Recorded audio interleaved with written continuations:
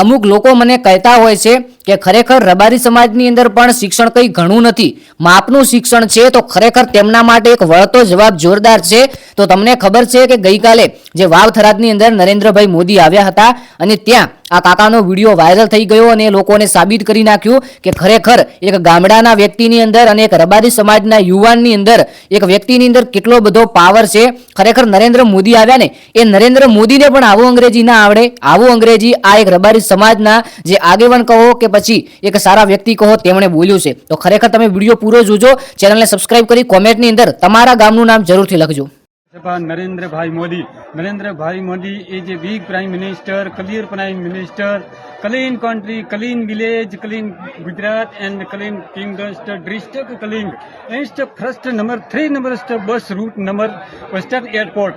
The airport air pilot Narendra Bhai Modi is Raj Bhavan to Delhi government first number. It's water to be highest and milk be highest. And first tea stall the water stores the first and the Taluka Lakhni district Banaskantha and district New Vav Thrad and Kingdom Gujarat. And I am going to be a Narendra Bhai Modi in the big three. I am going to be a air pilot. ખરેખર જે કાકાએ આ અંગ્રેજી બોલ્યું છે ને, આજુબાજુના લોકો તો જોતા રહ્યા, પણ સાથે સાથે જે અમુક લોકો ભણેલા છે અને તેમને અંગ્રેજી નથી આવડતું ને એ લોકો તો ખાલી એમ જ કહે છે કે આ કાકા એક ગામડાની અંદર રહે છે ને આવું બધું શીખ્યા છે ક્યાંથી. ખરેખર એક રબારી સમાજનો જે આ વિડીયો વાયરલ થઈ રહ્યો છે અને કહી રહ્યા છે કે અંગ્રેજી બોલે છે.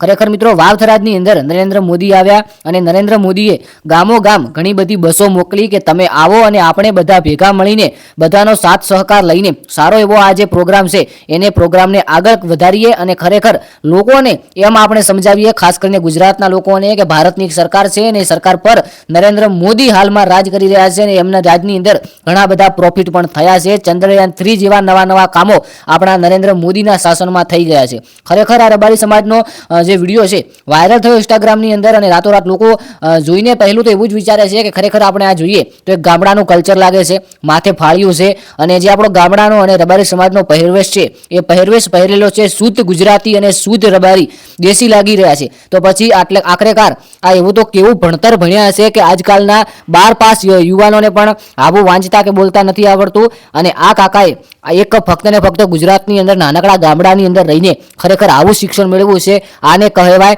કે એક સાચું, સારું અને શ્રેષ્ઠ એ શિક્ષણને આપણે ભણ્યું તો ખરી પરંતુ પોતાના જીવનની અંદર ઉતાર્યું. પહેલી નજરે જોઈએ તો કોઈ લોકો એવું ના કહે કે આ કાકા અંગ્રેજી બોલતા હશે. હવે આ કાકા ગમે ત્યાં ફરવા જાય, વિદેશ જાય તો પણ આ કાકાને કોઈની જરૂર ના પડે, કારણ કે અંગ્રેજી બોલતા આવડે તો ખરેખર દેશ દુનિયાના લોકો પણ જગ્યા આપે.